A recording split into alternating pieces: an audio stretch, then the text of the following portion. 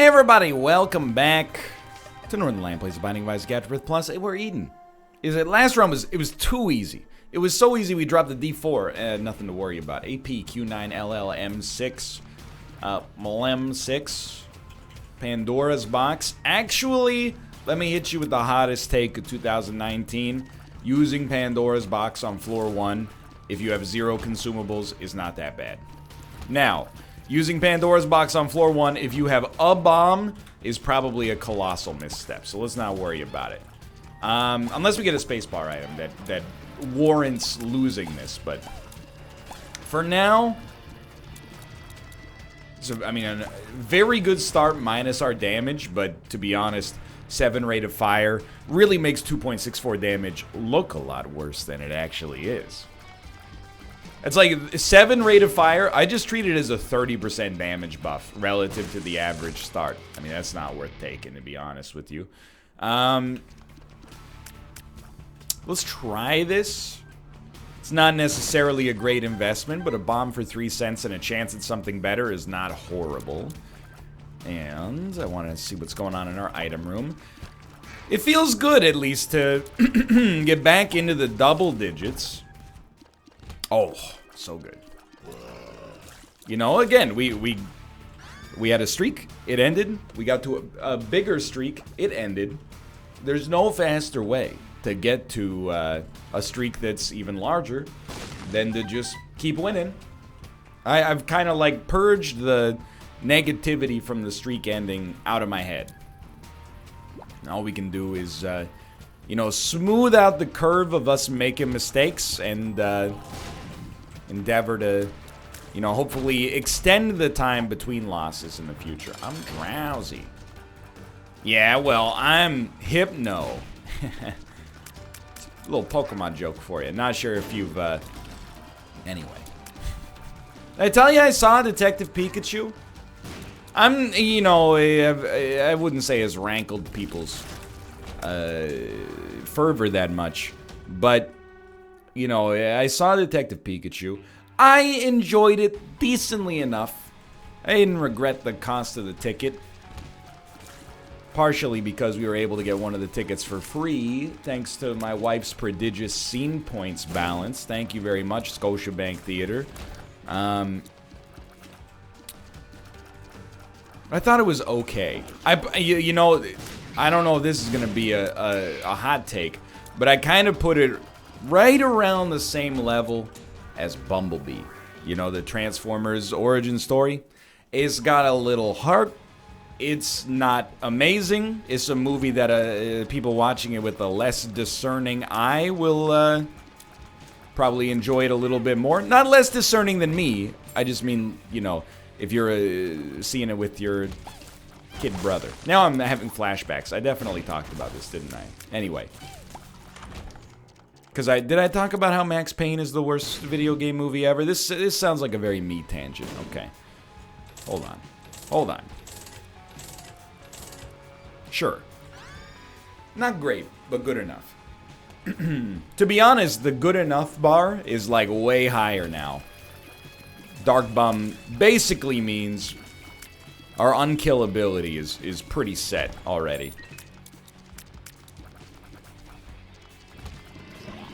I do want to see that John Wick 3, or as I call it, Jan Royce 3.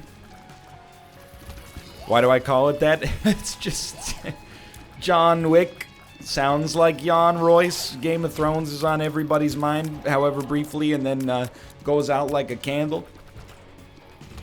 Can I tell you about my new bad habit? It's not a bad habit like, you know, huffing, you know, compressed air. It's a bad habit in the sense that I think it's trash entertainment.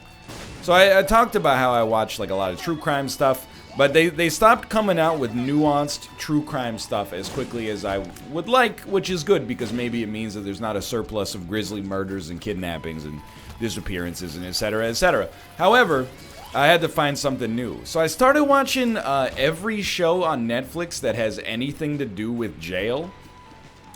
If you've ever turned on Netflix or even, you know, your television, God forbid. Yo, it's a library back there. And been like, why are there so many shows that are like locked up Jail 24/7. Young and in jail, etc., etc. It's me. I'm sorry. I'm watching all the jail shows. One more key. You know, there's a few on Netflix. I watched From First to Last or whatever the heck it's called. It was like about people's first day coming to jail and their last day in jail. And, you know, that show was pretty interesting to see how people, like, ended up in jail and then how they, you know, they changed on their last day and then sometimes how they ended up turning it around or alternatively ended up back in prison immediately after. Hold on. We want to, trust me on this one. You take this one, you use it. You get a key, you get a spear. It's still pretty good. We're not going to take Void because we're saving Pandora's box for the next floor. We're not going to get a key, unfortunately. Maybe we could look for a secret room, assuming it's right here. You know, without being overly, like, morose here, let me caffeinate. All these jail shows, they are trash entertainment to some extent. They also do an absolutely incredible job of educating you about the dangers of narcotics addiction. You know, people, and I don't say this to make a joke. I want to make that clear. People are like, you know, I'm in jail for meth. And then they spend 6 months in jail. They're detoxed, you know, physically at least. And then when they, you know, they're doing their interviews and they're like, I just don't want to get wrapped up in the stuff that I got wrapped up in before. It leads me to bad places in my life, blah, blah, blah. They do like an interview with them 4 or 5 days after they get out of prison. There's a lot of times where they're like, yeah, I started taking meth again.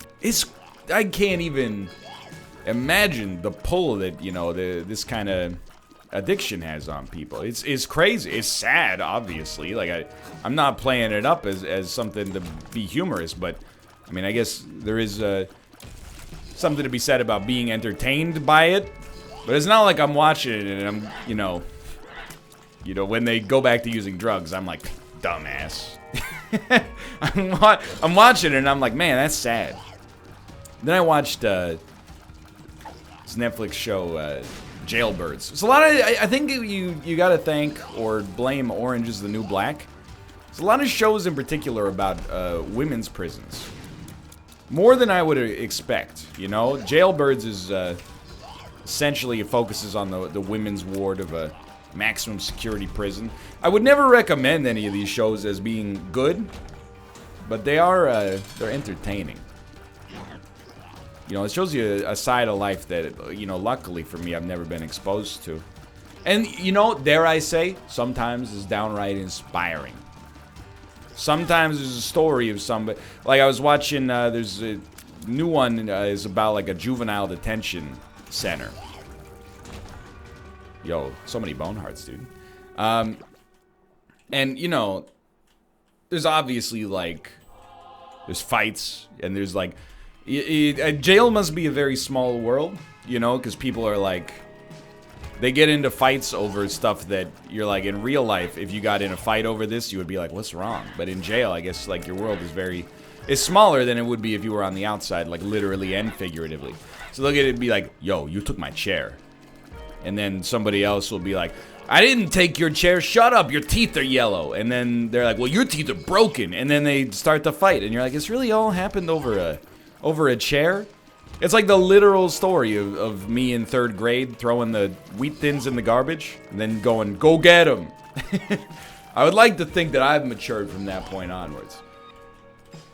But you're like, man, this, you know, life is pretty messed up in here. But then sometimes, you know, you'll be watching, and there'll be, like, some uplifting stuff. Like, there's this one girl in the show who's very bright, but she doesn't want to appear smart because it might out her amongst her fellow inmates.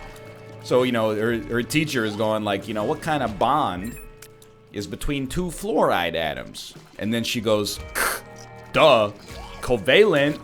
And you're like, you're smarter than you're letting on. I get it, you're stunned. I've been there. Not really. Never been intelligent or had street cred, but I'm like, this kid, maybe they're going somewhere.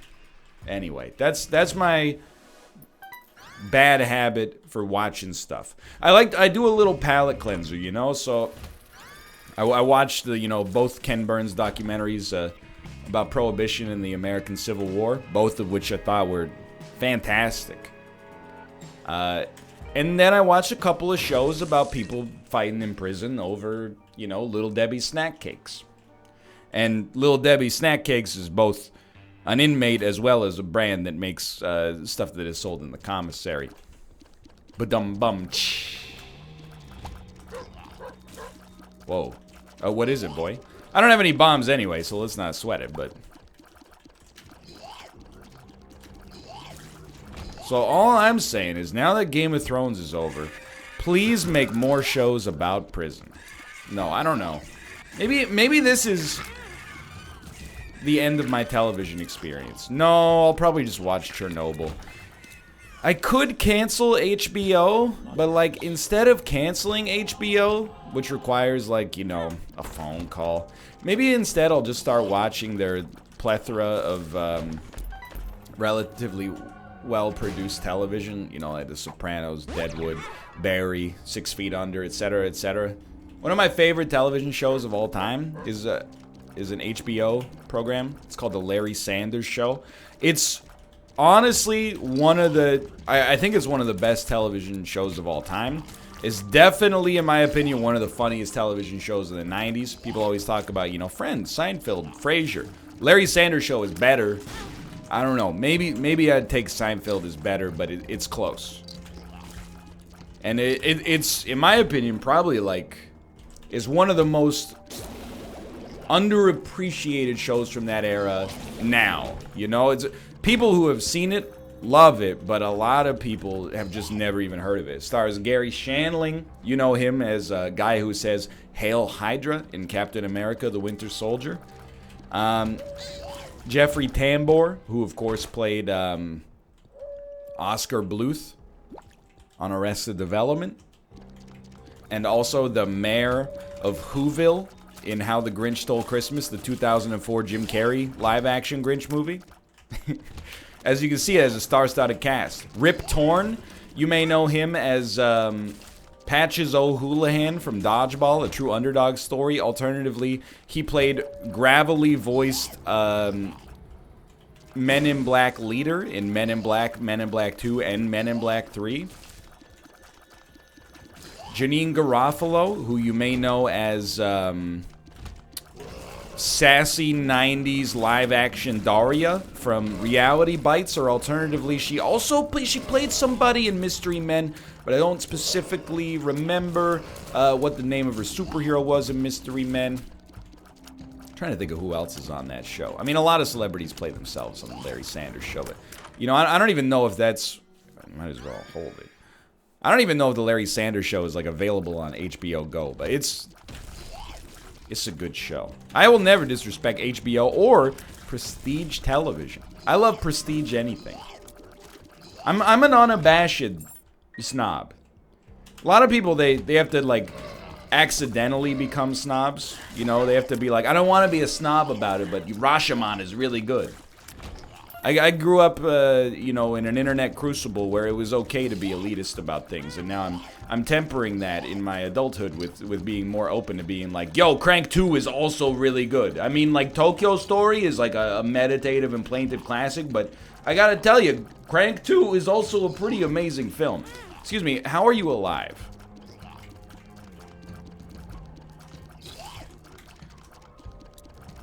So I'm an unabashed snob. People are now like they're fighting back against this term prestige horror.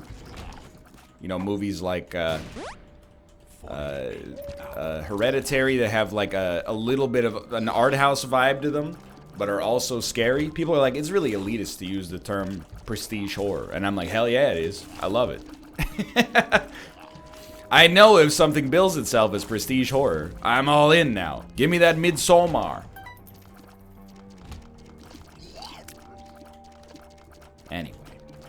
Anyway, I gotta see that Jan Royce 3. That's what I'm talking about.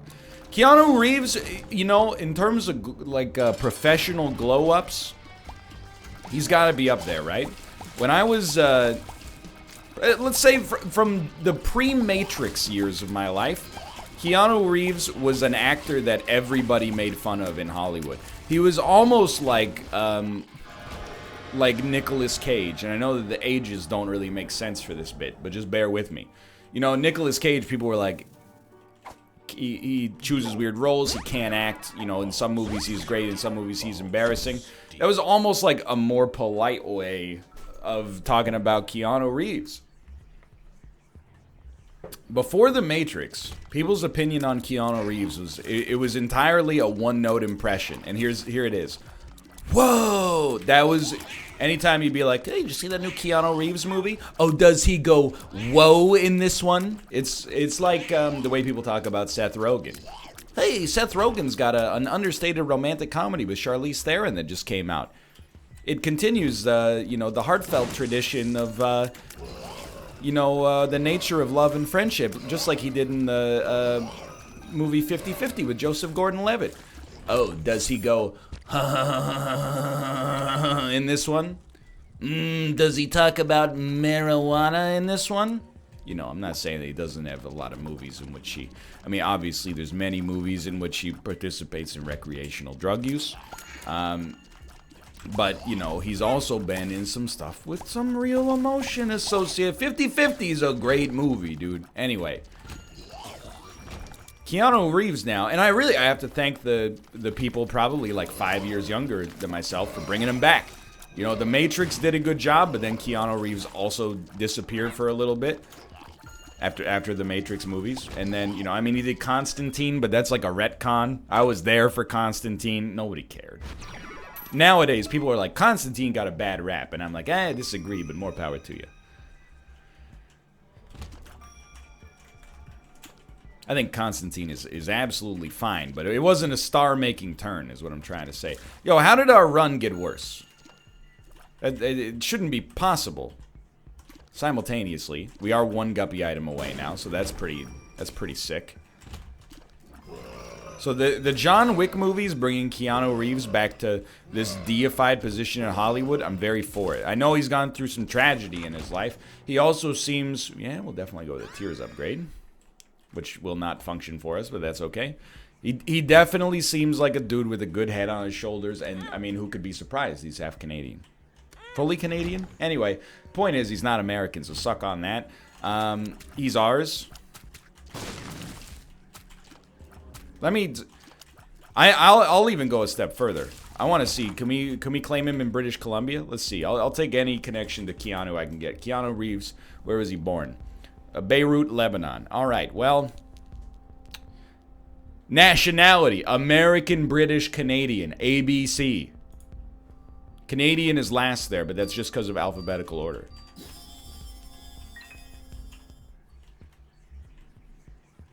There's, wait a minute. There's options was not a wise pickup. We got to get our head in the game on this one. Normally at this point we'd be like, we're in a good spot, don't even worry about it. But now I'm like, dude, we're in a we're in a bit of a wonky spot. I would really very much enjoy picking up a deal with the devil here. I think a deal with the devil would be highly advantageous. I need a guppy item, in my opinion. Maybe need is slightly... Oh my god, you see him? It's like when we bust out the laser pointer for the cats. Maybe need is slightly too strong of a word, but we would enjoy very much having a deal with the devil. Please get the right one. Oh my god. Because right now, we got Bob's brain. That's our money maker. The brain of Bob. Our run was not amazing to begin with, but this is a very cruel reroll, to be honest. And yeah, we got black powder. The fact that I'm considering using that prodigiously, just listening for consumables, is very striking when you consider that we have 0.89 speed. So I'm telling you, you know we're getting no good item from this boss because his mom. So I also feel like unless this is the room adjacent to the boss fight, we have no chance of making it to boss rush. I really think we got no chance of making it to boss rush, even though we have 2 minutes to spare.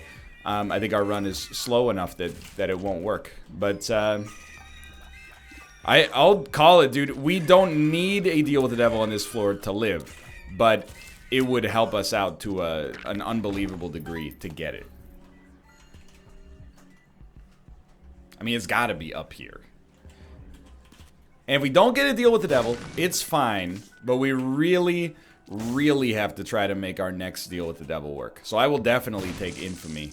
And the Moon card is actually fantastic if we can get to boss rush, and maybe there's an item in there that could save us. But to level with you, I'd even... Okay, this room not having combat makes it more plausible, but I don't think we have a great mom killing setup. Sure, okay. Use black powder. Wow, thank you, Infamy. Immediately helpful. I'm trying to get, like, you know, if the foot would actually come down, we could use the knife from the mom transformation. Yo, we're gonna lose our deal with the devil chance. In all likelihood. Which will also be a loss of the bone heart. The 1/3 deal with the devil chance is worth more, in my opinion, but bone heart is still worth a lot. Please! Oh my god, we might get lucky. No deal with the devil, but we made it in. All the items are horrible. Give me the bombs. Take me out. Yikes, brother. This is pretty horrible. Should have taken the heart before I left. Well, you wanted a... Oh my god, it's Curse of the Labyrinth, too. You wanted a strategic Isaac? Run! Here you go. There goes our... We didn't lose our deal with the devil chance? We got 2/3. That's the way it should be, right? I think. Gets a little tricky with these XL floors, but... Okay. If I'm looking at this run from a, you know, a sober perspective, we will not stand a good chance to win unless we get a deal with the devil. That's the most likely avenue. Like, I think if we don't get a deal with the devil and we don't get any items except what we get from the, you know, the first boss, we're screwed. I don't think we would bet on a win in that case. We have 2.64 damage on the womb. Sure, we have 5 rate of fire, but, you know, even that's not that good. I mean, we had this almost exact damage stat when we started the run, and our rate of fire was just very, very slightly worse. Yo, this secret room could actually be... Even though it's greed, this could save us like 6 or 7 rooms, so... Really, this run has now become Bob's Brain. I really wish Bob's Brain was affected by Tractor Beam, which is words you don't want to have to say this late into a run. You know, it's the kind of thing where if somebody else mentioned that on a run, I would be like, buddy, you're effed. If you're on the womb and you're like, why isn't Bob's Brain affected by Tractor Beam? You got some big problems. So I guess I just have to acknowledge, you know, we got some big problems.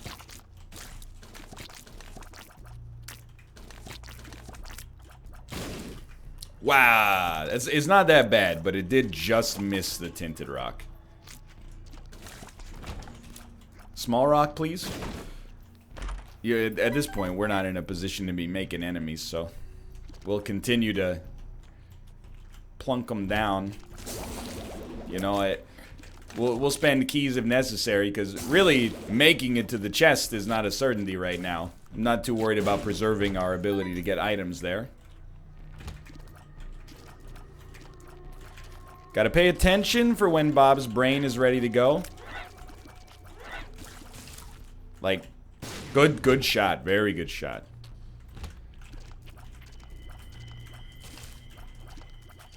Okay. So what's our best case scenario?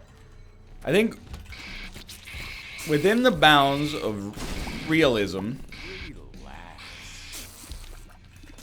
a deal with the devil that gives us a guppy item, that's up there. We do have 2 guppy items. Apart from that, obviously, like, we also have One more boss. Please don't be the matriarch. Okay, that's... It's not great, but it's fine.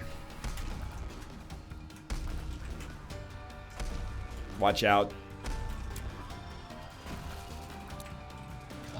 Please, Bob's brain. It's so clutch. It's got to get out there. It's like our biggest damage dealer by factor of 10. If you could just give me a damage modifier, that would be like the only thing I could really say would be a huge saving grace right now. You gotta roll experimental treatment and give it a shot, I think. So it lowered our damage, which is extremely cool. But I will not give up. Now we have soy milk damage, but our rate of fire is only 5 times worse than, you know, what you might expect from a soy milk run, which is pretty cool. I am unbelievably thankful for Bob's brain. Gotta tell you, 6 bombs? Any chance you could multiply that by, I don't know, 100?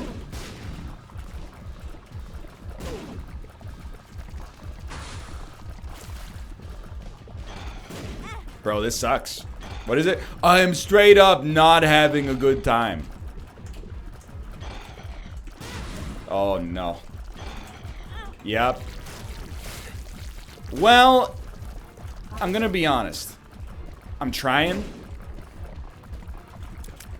If we die, we die. But I don't want to go out like that. Thank you, Infamy.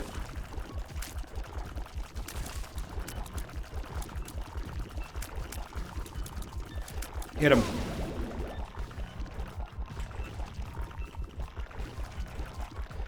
Well, I should have not re-rolled the whole run. All I'm gonna say is the reason I re-rolled the whole run is because the run was not very good. The reason I used experimental treatment was because the run was not very good. We shouldn't, I mean, in hindsight, obviously we shouldn't have, but I think that most people probably would have made the same decision as I made, to be honest.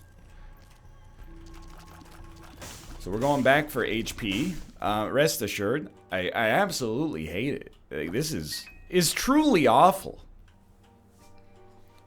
1.64 damage? It's alright, I got 37 minutes till I gotta stream. There's no way the rest of the run is taking more than 37 minutes. It might take 37 seconds. I still think we'll take it, even though we lose the permanent Polaroid invincibility. Just the mass effect of having more HP, and if another half heart drops, it putting us in a better position is worth it. Now, the true Galaxy Brain opinion there is you go to the Hush floor and hope that you get something on the shop that saves your run. But let me offer you a counterpoint. Nothing on the shop. There might not be any item in the game good enough to single-handedly turn this run around. Even Mom's Knife without HP, I think is not good enough. We really want to get a reroll, like a D4.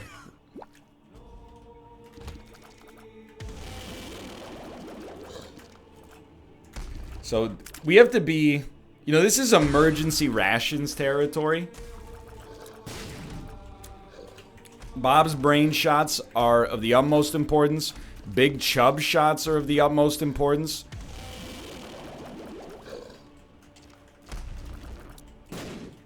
And we really is funny, but like we can't spend any bombs. We need to save our bombs for, I mean, obviously like tinted rocks would be the most valuable, but like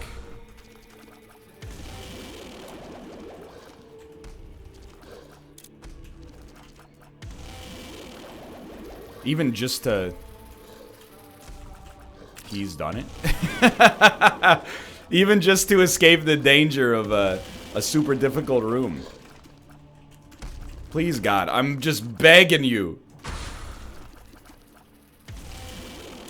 Anything useful. Even our luck stat is like very not impressive. Oh, a bomb. Okay. It's worth something. Sadly.